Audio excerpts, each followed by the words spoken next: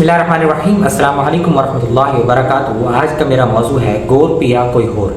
بابا بلہے شاہ پنجابی کے ایک مشہور شاعر ہیں۔ وہ لوگ شاعری کے کلاسیکل طرز کلام یعنی کافی میں شاعری کیا کرتے تھے۔ بلہے شاہ کی کافیاں صدیوں سے عوام میں مشہور اور مقبول رہی ہیں۔ اس کا سبب ان کے کلام کی سادگی اور خوبصورتی ہی نہیں بلکہ اس میں پائے جانے والے حکیمانہ نکات اور انسانی نفسیات کی پیچیدہ گروں کا خوبصورتی سے بیان بھی ہے۔ اس کا خوبصورت نمونہ ان کی ایک مشہور کافی میرا رانجھا ہون کوئی ہور کا ایک لافانی مقطع ہے کہ بلہے شاہ اسا مرنا نہ ہے گور بیا کوئی ہور، یعنی بلہے شاہ ہمیں مرنا نہیں ہے کیونکہ قبر میں کوئی اور پڑا ہے۔ یہ حقیقت ہے کہ انسان کبھی اپنے آپ کو قبر میں پڑا ہوا نہیں دیکھ سکتا۔ ایسا صرف موت کے بعد ہی ہوتا ہے جب انسان کچھ دیکھنے کے قابل ہی نہیں ہوتا۔ انسان زندگی بھر دوسروں کو ہی قبر میں جاتا ہوا دیکھتا ہے، آخرکار ایک روز وہ خود بھی قبر میں جا گرتا ہے۔ مگر انسان زندگی بھر ایسے جیتا ہے جیسے اسے مرنا ہی نہیں۔ وہ سمجھتا ہے کہ قبر صرف دوسروں کے لیے بنی ہے، اسے کبھی اس گڑھے کو بھرنا ہی نہیں ہے۔ اس کی یہ سوچ دو طرح کے نتائج پیدا کرتی ہے۔ ایک یہ کہ وہ غفلت کا شکار ہو کر ساری زندگی دنیا کی رونق اور اس کی فراخی کے پیچھے بھاگتا رہتا ہے اور قبر کی وحشت اور تنگی کو بھول جاتا ہے۔ وہ اپنے وقت، دولت اور صلاحیت کا تمام تر استعمال دنیا کے فوائد کے حصول کے لیے کرتا ہے۔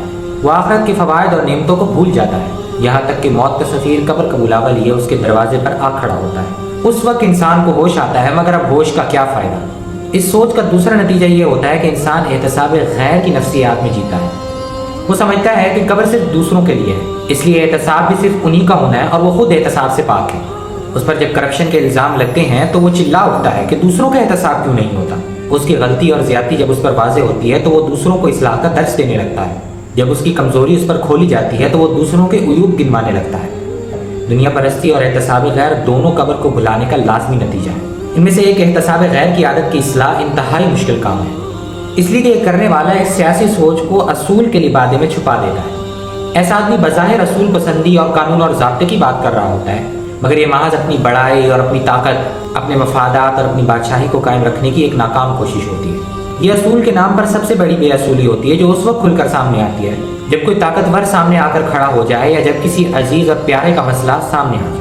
ایسے میں احتساب کی بات کرنے والوں کو اصول اور قانون سب بھول جاتے ہیں اور انہیں طرح طرح کی حکمتیں اور مصلحتیں یاد آنے لگتی ہیں۔ افراد کی شخصیت کی کمزوری ڈھونڈنے والے خدائی فوجدار، سڑک پر لوگوں کو بلا وجہ روکنے والے سپاہی، دفتروں میں عام آدمی کی رشوت نہ دینے کے جرم میں جرمانہ کرنے والے کلرک، دفتروں میں تاخیر سے آنے والے ملازموں کی سرزنش کرنے والے افسر، بظاہر یہ سب اصول کی بات کرتے ہیں، مگر اصول کی بات صرف اس کو زیب دیتی ہے جس کے لیے یہ پیمانہ سب کے لیے یکساں ہو، جو دوسروں کا احتساب کرنے سے پہلے اپنا احتساب کر چکا ہو، جو دوسروں کو سبق یاد کرانے سے پہلے اپنے سارے سبق یاد کر چکا ہو، جس کا پیمانہ یکساں نہیں، جس کو اپنا سبق یاد نہیں، اس کا احتساب غیر خدا کے حضور اس کا اپنا احتساب شدید تر کر دے گا، کیونکہ قبر میں صرف دوسرے ہی نہیں جاتے، ایک دن انسان خود بھی جا پہنچتا ہے۔